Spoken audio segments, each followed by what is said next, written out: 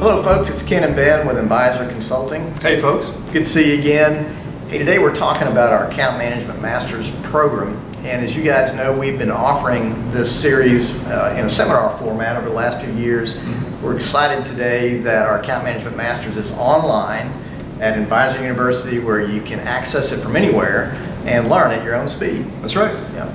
So today we're highlighting some of the units within our Account Management Masters program, and we're going to be talking about onboarding new clients or a new client startup process. Ben, have you ever run track? I have, yeah. Yeah. Did you ever run any relays? Yeah, I did.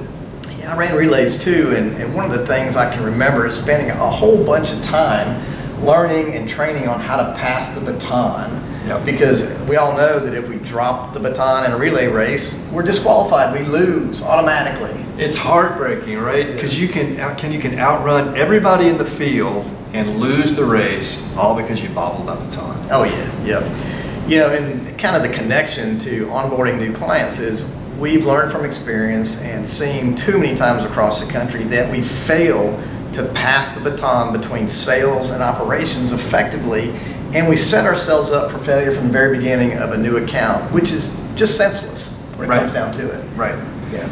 Can all the money and time that it takes to win new business, particularly new commercial business, it's part of our financial plan, and then we've seen, and we've done this, where you win that new account, and in your busyness, you just give the address to a crew leader who may be a perfectly good guy, but you're just hoping that he's going to go satisfy the client. That's not a plan.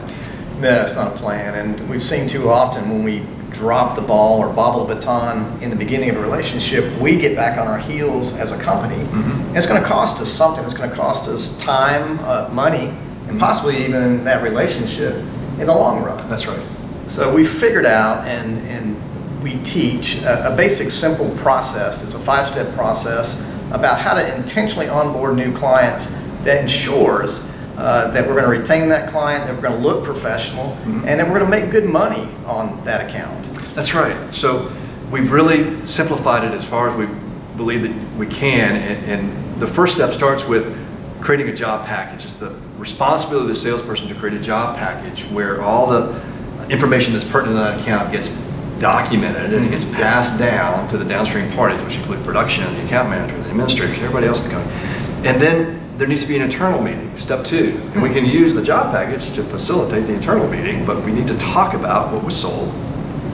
Then we need to have a client meeting. And for those meetings, the internal meeting and the client meeting, we need to have a standard agenda that we refer to every time with who comes to those meetings. And then finally, we need to have production planning and a checklist about making sure that is baked into all our production activities, those things that are going to meet the client's expectations. And then finally, follow up.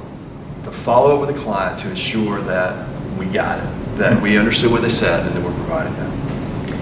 Well, it does sound simple. A 5-step process, follow it step by step, and we should be set for success. Why don't more companies do that? You know, it's an SOP and it's a standard operating procedure, and I feel like that an awful lot of companies just don't document their standard operating procedures and then have discipline around that. But it makes a ton of difference. In fact, I'll tell you, I've got a client here locally that I've worked with for years. Last year, one of the branches had just a real breakout year, great success. And I asked him about that, and one of the things that I was told by the branch manager was this 5-step process is not just for onboarding new clients, it's a change management process where if an account manager changes, if a property manager changes, they refer back to that same 5-step process to manage the change, to ensure that the baton does not get bobbled. That's awesome. It's a great story. And that's the thing that we see the most across the country is kind of this tribal knowledge of how we pass the baton with new clients. It's not really effective. So it needs to be an intentional process. You know, in this unit, we really dig deep into the 5-step process. We talk about the mechanics, the discipline behind each step, and again, we talk about the success that it continually achieves within that handoff process. So we look forward to sharing some more of that with you through onboarding of new clients in our Account Management Masters online. Speaking of which, Yeah. yeah. So there's another unit that we've got in that master series called Effective Site Visits, where we specifically, it's so important when you go to the job sites to be effective and to be efficient, and we specifically outline a standardized process for being effective and efficient on the job sites. And that's coming as a webinar soon.